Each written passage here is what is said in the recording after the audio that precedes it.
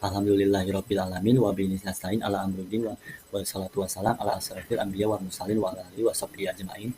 Pertama-tama yang saya ingin saya ucapkan terima kasih kepada Allah Subhanahu wa taala yang telah memberikan rahmat dan karunia-Nya kepada kita semua. Dan saya hormati Bapak Bahrudin Salim SAGMA selaku dosen pengampu mata kuliah akhlak dan etika. Di sini saya Muhammad Ramadhani Irfan dengan NPM 2024 14500 dan teman saya Naureza Tiatika dengan NPM 2024 14500 Kali ini kita akan membahas tentang fikrah, tradisi, dan pemikiran Kiai Haji Abdul Wahab Hasbullah dalam bidang pendidikan serta relevansinya dengan permasalahan pendidikan kontemporer. Sebelumnya kita kenalan dulu ya, siapa sih beliau ini? Kiai Haji Abdul Wahab Hasbullah ini lahir pada tanggal 31 Maret tahun 1888 dan telah wafat di tanggal 29 Desember 1971. Ia merupakan seorang ulama, pendiri Nahdlatul Ulama. Ia adalah seorang ulama yang berpandangan modern. Dakwahnya dimulai dengan mendirikan media massa atau surat kabar, yaitu Harian Umum, Suara Nahdlatul Ulama atau Suara NO dan Berita Nahdlatul Ulama. Beliau lahir di Jombang, Jawa Timur dari pasangan Kiai Haji Hasbullah Said, pengasuh pesantren Tambak Beras, dan istrinya Nyai Latifah. Ia adalah anak pertama dari 8 bersaudara. Genealogi keluarganya dapat ditelusuri hingga Joko Tingkir dan Brawijaya 6. Ayahnya, yaitu Kiai Haji Hasbullah bin Nuh, merupakan seorang ulama dan pengasuh pesantren Tambak Beras, yaitu salah satu pesantren tertua di Jombang, dan ibunya yang bernama Nyai Latifah yang berasal dari keluarga ningrat dan keturunan ulama. Ia juga dikenal sebagai sosok perempuan yang religius dan sangat berperan dalam pembentukan karakter Kiai Wahab. Kiai Abdul Wahab Hasbullah memiliki 7 istri sepanjang hidupnya, yaitu pertama ada Maimunah, meninggal saat berhaji bersama pada tahun 1921. Yang kedua ada Alawiyah, meninggal setelah melahirkan seorang putra. Yang ketiga ada Rohmah, pernikahan singkat tanpa keturunan. Yang keempat ada Asna, meninggal setelah memiliki 4 anak, termasuk Kiai Najib yang kelak mengasuh pesantren Tambak Beras. Yang kelima ada Fatimah, tanpa keturunan. Dari pernikahan ini, beliau memperoleh anak tiri bernama Kiai Asaicu. Yang keenam ada Asikah, meninggal saat berhaji bersama, memiliki 4 anak. Yang ketujuh ada Syadiah, pernikahan terakhir yang langgeng hingga akhir hayat. Meskipun banyak menikah, beliau tidak pernah memiliki lebih dari 4 istri secara bersamaan, sesuai dengan hukum Islam yang berlaku. Tujuan menikah beliau antara lain untuk mempererat hubungan antar ulama melalui ikatan keluarga. Kiai Abdul Wahab Hasbullah memiliki beberapa anak dari pernikahan-pernikahannya. Yang pertama ada Wahib Wahab. Dari pernikahan dengan Maimunah, lahirlah anak-anak laki-laki bernama Wahib Wahab, lahir pada tahun 1918. Wahib Wahab kemudian dikenal sebagai Kiai Wahib Wahab dan pernah menjabat sebagai Menteri Agama Indonesia. Yang kedua ada Khadijah. Dari pernikahan dengan Alawiyah, beliau dikaruniai seorang putri bernama Khadijah. Yang ketiga ada Najib. Dari pernikahan dengan Asna, beliau memiliki seorang putra bernama Najib yang kemudian mengasuh pondok pesantren Tambak Beras. Yang keempat ada Mahfuzah, Hasbiyah, Mujidah, Muhammad Hasib, dan Rokib. Anak-anak ini melanjutkan kepemimpinan di pondok pesantren Bahru Ulu, Tambak Beras, Jombang. Anak-anak Kiai Abdul Wahab Hasbullah melanjutkan warisan beliau dalam bidang pendidikan dan sosial. Yang pertama ada Mundijah Wahab, yaitu putri beliau yang kini menjabat sebagai wali kota Jombang. Yang kedua Kiai Asaicu, merupakan putra tiri dari istri kelima Kiai Wahab dan Nyai Fatimah. Beliau dikenal sebagai ulama besar dan tokoh penting dalam NU. Yang ketiga ada putra-putri dan pernikahan terakhir dengan Nyai Syadiah. Dari pernikahan ini beliau memiliki 5 anak. Yang pertama Mahfuzah, Hasbiyah, Mujidah, Muhammad Hasib, dan Rokib. Anak-anak ini melanjutkan kepemimpinan di pondok pesantren Bahru Ulu, Tambak Beras, Jombang. Beliau dikenal sebagai ulama karismatik serta pejuang kemerdekaan Indonesia. Sebagai ulama besar, beliau memiliki banyak murid yang kelak menjadi tokoh penting dalam dunia pesantren, keulamaan, dan kebangsaan Indonesia. Di sini kami ngambil 5 contoh. Yang pertama itu ada Kiai Haji Abdurrahman Wahid atau Gus Dur, cucu beliau yang menjadi Presiden keempat RI dan Ketua Umum PBNU. Gus Dur banyak mendapatkan pengaruh pemikiran dari kakeknya, terutama dalam hal toleransi, pluralisme, dan nasionalisme. Yang kedua ada Kiai Haji Bisri Syansuri, rekan seperjuangan sekaligus generasi awal NU, yang juga pernah berguru pada Kiai Haji Wahab. Beliau adalah kakek dari Kiai Haji Yahya Khalil, yaitu Ketua Umum PBNU per 2024. Yang ketiga itu ada Kiai Haji Ahmad Siddiq, yaitu salah satu ulama besar NU yang dikenal sebagai pencetus penerimaan asas tunggal Pancasila oleh NU di tahun 1980-an. Selanjutnya ada Kiai Haji Wahid Hasyim, Beliau putra dari Kiai Haji Hashim Asy'ari dan juga sangat dekat dengan Kiai Haji Wahab. Meskipun lebih sebagai kolega, ia juga termasuk yang banyak belajar dari Kiai Haji Wahab dalam urusan kebangsaan dan keulamaan. Dan yang terakhir ada Kiai Haji Saifuddin Zuhri, yaitu mantan Menteri Agama RI.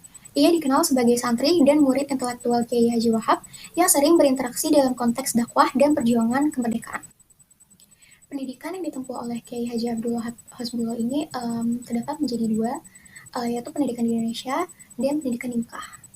Kalau di Indonesia ini dia yang pertama itu di pesantren Langitan di Tuban. Disitulah beliau mulai menimba ilmu agama dasar. Terus di pesantren Mujosari di Nganjuk, ia melanjutkan pendalaman ilmu fikih dan kitab kuning.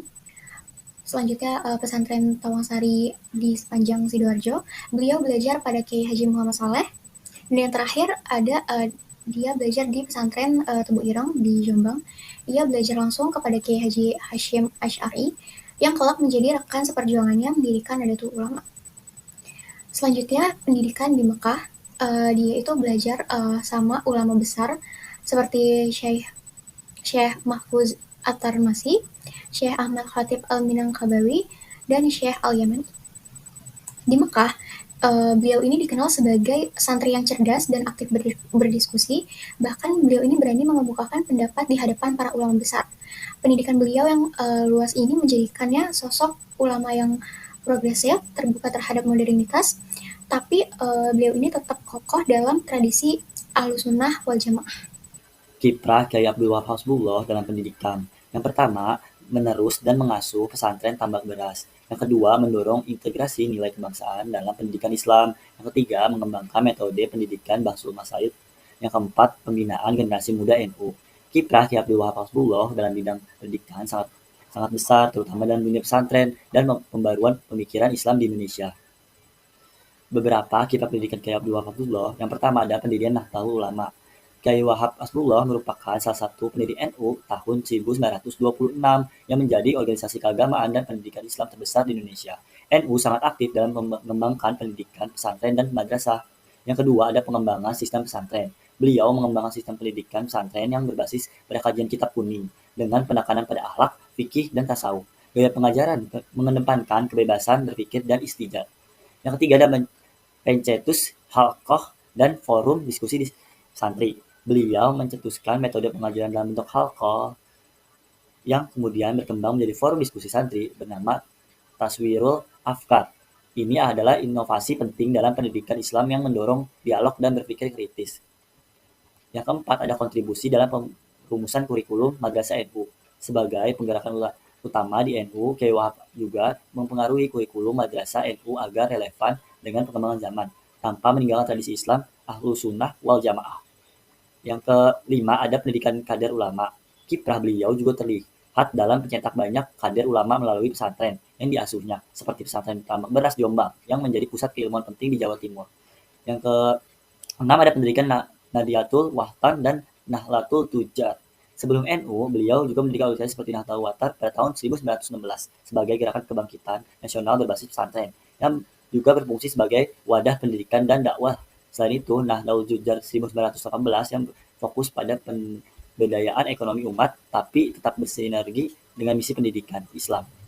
Peran Kiai Haji Abdul Wahab Hasbullah dalam pendirian Nadatul Ulama.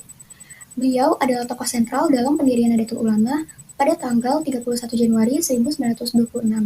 Ia memiliki visi kuat untuk menyatukan umat Islam Indonesia dalam menghadapi kolonialisme dan arus modernisasi dengan tetap menjaga nilai-nilai tradisional Islam. Setelah kembali dari Mekah pada tahun 1914, ia mendirikan Taswirul Afkar di Surabaya, yaitu sebuah forum debat dan diskusi untuk membahas isu sosial dan keagamaan. Ia juga mendirikan Jam'iyah Nadatul Watan pada tahun 1916 bersama Mas Mansur dengan fokus pada peningkatan mutu pendidikan Islam. Gagasan untuk membentuk Wadah Pemuda Islam juga terus digagas, meski organisasi seperti Dakwatul Syaban dan Muhammad Santoso belum berhasil diwujudkan secara luas. Setelah memimpin bagian ulama di Nadatul Watan, beliau terus memperkuat ajaran Ahlussunnah wal Jamaah dan membangun kerjasama erat dengan Kiai Haji Hashim Asy'ari.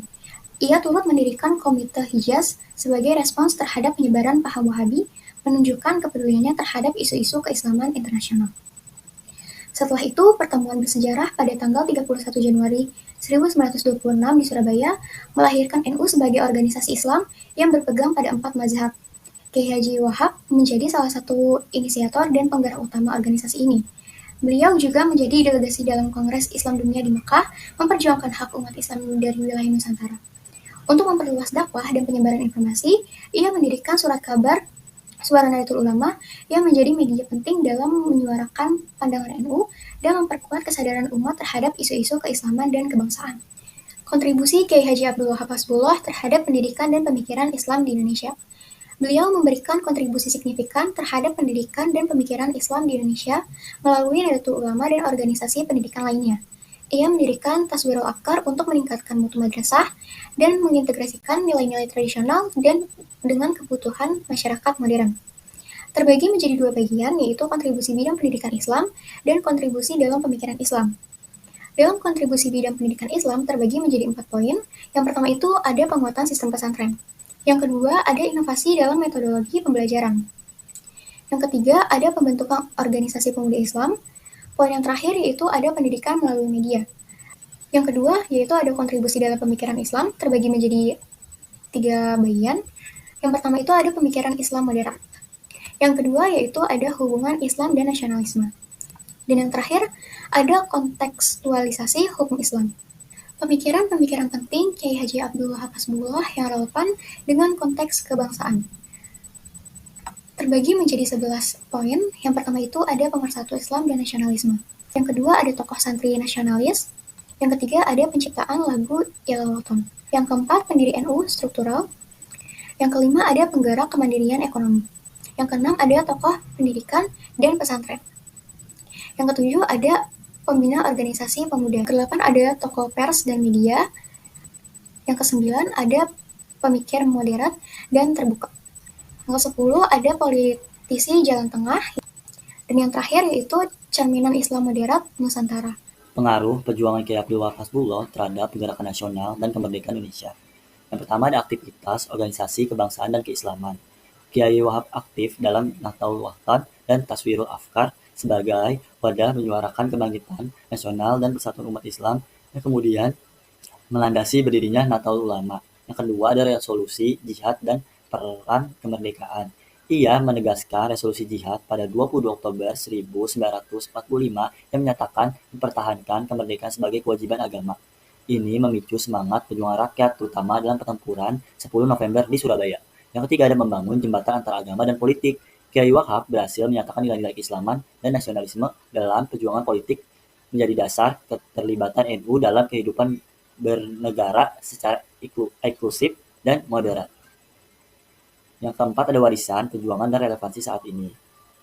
Semangat perjuangan Kiai Wahab terhadap relevan menjadi teladan bagi generasi muda dalam mencintai tanah air dan memperjuangkan nilai-nilai keadilan, keberanian, serta harmoni antara agama dan kebangsaan. Kiai Abdul Wahab Hasbullah merupakan tokoh besar dalam sejarah pendidikan, pemikiran, dan perjuangan Islam di Indonesia.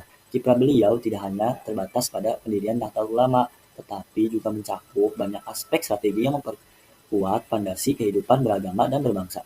Dalam bidang pendidikan, beliau memperkuat sistem pesantren, membentuk forum ilmiah seperti Bahsul Masail, serta mendirikan organisasi kepemudaan dan media dakwah untuk memperluas jangkauan pengajaran Islam yang berkontekstual dan relevan.